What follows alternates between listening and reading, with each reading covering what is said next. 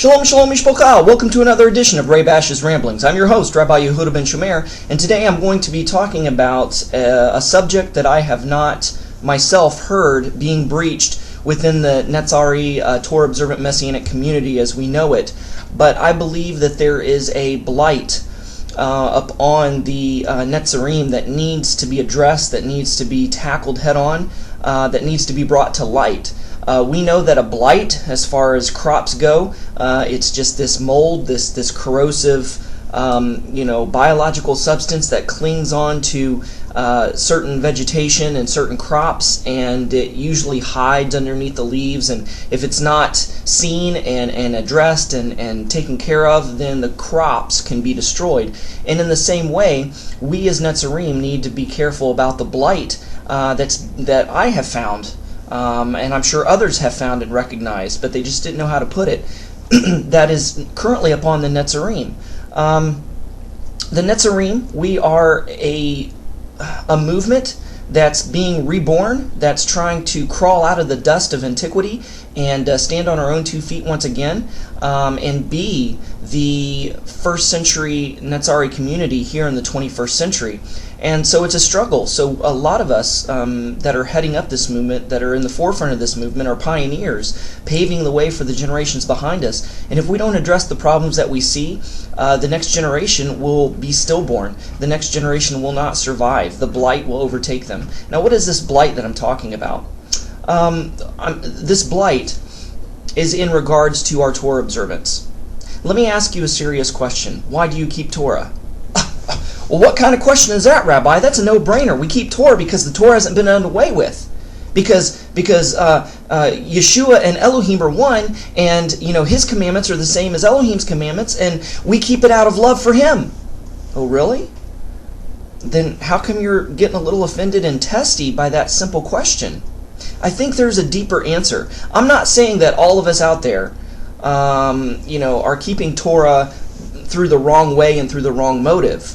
There are many out there who are sincerely keeping Torah because they know the Torah has not been done away with, because they know that the Torah of Elohim is the same Torah as that of Messiah Yeshua, and that we keep it out of love for Him as marital vows. But there's a lot of people that are keeping Torah angrily, keeping Torah in an angry way. What do I mean by this? What am I talking about? The majority of the listeners, the majority of the people who I'm talking to, has come out of Christianity. Within Christianity, they never fit in. A lot of doctrines and a lot of things that were taught and things they read didn't jive. You've read the Bible for yourself for the first time without any bias or any doctrinal lenses. And you're looking at the scriptures, looking at the church, looking at the scriptures, looking at the church, and seeing that it doesn't line up. And then you discover that the church is nothing like the first century believers that kept the Torah. The church today, modern day Christianity, is nothing like what it was supposed to be in the first century.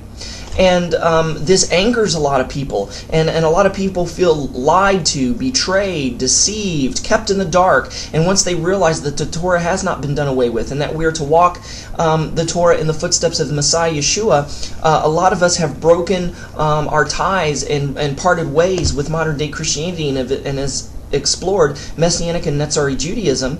And so we go through this mourning, this grieving, this death process, this process that people go through when there's a death in the family of a close loved one, or when there is a divorce in the family. It's this grieving process. So a lot of times people subconsciously keep the Torah not out of love, not because the Torah hasn't been done away with. That's just a secondary reason why some people keep Torah. The main reason, subconsciously, a lot of people keep Torah is because it is a protest against modern-day Christianity. They are angry at Christianity for keeping them in bondage of paganism, keeping them in the dark regarding the truth of Torah, for being lied to. They feel like they've been betrayed. They feel like they've been kept in the dark.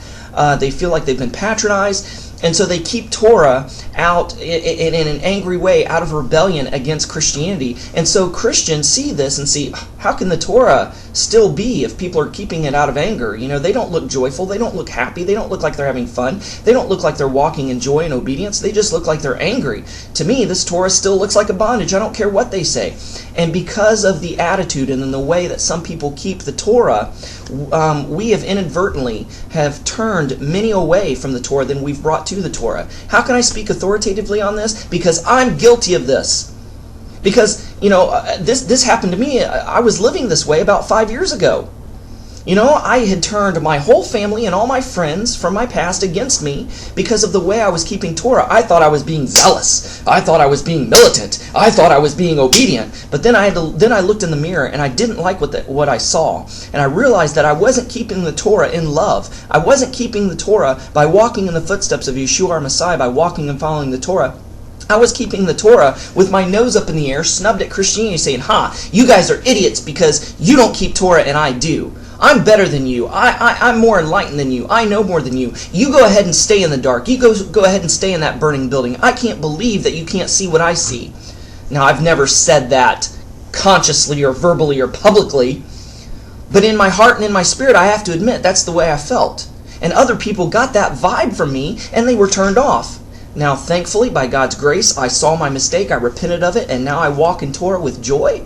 I walk in Torah to please Hashem, and because I love Hashem, to be faithful to Hashem, and to keep the marital vows of the Torah. And as a result, mercifully, God has allowed a lot of these people from my past that I've offended to come back to me, and I've been able to show them the truth of Torah in the right way, and not that many of them have converted, or if any of them have converted, but at least we are back on a relational basis. At least we understand one another and can agree to disagree agreeably, and then that avenue and that door has been opened to where I can talk to them freely and minister to them freely regarding the Torah, and that the Ruach HaKodesh can work on their heart without them feeling offended or like I'm bashing them or like I'm fighting them. And that's the way it was. So we've got to ask, what is our motive for keeping the Torah?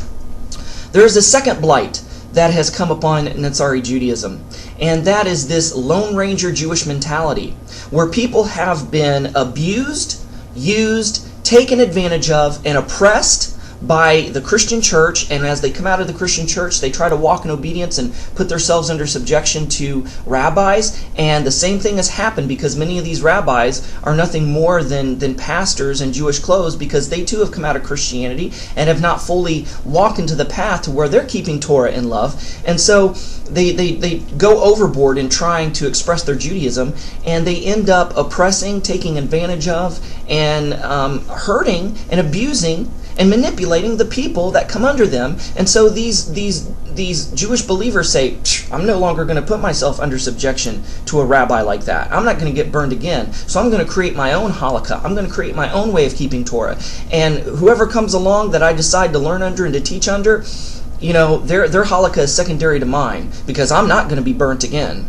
And so it's another form of rebellion, and rebellion is as of witchcraft. Now, I'm not saying just to run in blindly and put yourself under a rabbi blindly. Research and see if this organization, this rabbi that you want to learn under and have him teach you, make sure you do your homework and make sure you get to know this person before you make any commitments, because basically the chain of command is God said, you know what, I've established rabbis and sages to dispense my Torah, to be able to teach my Torah. And you are to put yourself into subjection under them. Even Yeshua says that the Pharisees sit in the seat of Moses. Do what they say, but don't do as they do. What did he mean by that? He said, whatever halakha they establish, if 2 or more are gathered in my name, or 2 or more come in agreement on anything, it's bound. Whatever is bound on earth is bound in heaven. That's speaking of halakha. So whatever the halakha is decided by the ruling rabbis and sages, that you do. But don't do as they do. In other words, don't be hypocritical like they are. Do as they say, but don't do as they do. That's what he meant by that. So, Rabbi, how do I keep from getting burned? How do I keep from getting hurt? Simple. You put yourself under subjection to a rabbi that you have thoroughly researched and you feel like you can do this safely. And then, whatever that is established by this organization or this rabbi, as long as it lines up with Torah, keep it, obey it, walk in it, accept that halakha. And whatever doesn't, whatever goes against Torah, then that you reject. For instance, I know a man who he felt that the Lord was telling him to quit his job because this wasn't the right job for him. It was making him sick physically, mentally, and spiritually, and he was to look for another job. Well, the man didn't obey, and he ended up being put in the hospital because of all the stress related to this job. And so after he got out, he quit his job and was looking for another job. Well, his rabbi got wind of this, and he said, you know what? This rabbi put him before a Beit Din and said, you know what? You're putting your family at risk. You're not hearing from the Lord. The Lord didn't tell you to quit your job. And so, therefore, I'm ruling that you need to put yourself under subjection to this new guy he just brought in on the Beit Din that he had only known for a couple weeks, and this guy didn't know at all. And the man said, you know what, Rabbi, I refuse to obey the ruling of this Beit Din. Why? Because the issue you brought up had nothing to do with Torah. It's not like you caught me eating a ham sandwich. It's not like I was caught committing adultery. My decision to quit my job has nothing, absolutely nothing to do with the 613 mitzvot. It is my personal decision that I alone have to make for myself and on behalf of my family. The Rabbi, you have no jurisdiction in this area, so I refuse to do this. Secondly, you're not to lay on your hands on any man suddenly. You barely know this guy, and I barely know this guy, and he said, I refuse to put myself under subjection to this guy that I don't even know. So, as a result, the man had recognized that this rabbi was abusing his power, abusing his authority, and was attempting to manipulate him and his family, and he parted ways and left. He did the right thing. So you've got to learn the difference, what's Torah and what's not. What is Torah, you obey, you keep, you fall in line with whom you've chosen to put yourself under, especially if you have signed a document saying that you will follow this rabbi, that you will follow this organization, that you've converted under them. But whatever is not Torah, you stand up for your rights, call the authorities out on the carpet because they're in subjection to the same Torah as you are. And that's how you keep yourself from getting burnt and getting hurt like that. So there's two blights. One is that we keep the Torah out of rebellion against Christianity, as in protesting Christianity. Second blight is that we have this Lone Ranger mentality that we can make our own halakha, and our own halakha supersedes that of any rabbi and sage. Look, it's a difference between Western mentality and Eastern mentality. We in the West have grown up in the United States and Canada and the Western world. It is me, I. Take care of number one, put yourself first. We have rights, we're individuals, nobody can oppress me or subject me to anything. I have my rights. And that goes overboard. And the Eastern mentality is not I, me, but we, us. All you have to do is look at the songs in the Western world, and it's all about me, I, and all the me, myself, and I. You look in the East, and the prayer siddur, the prayer book says us, says we. It's a more of a communal mindset. As Mr. Spock said, the needs of the many outweigh the needs of the few or the one. So, to have that community in the book of Acts, that was one, that was echad, there were people that had to give up some of their individual rights and sacrifice some of their personal views in order to keep unity.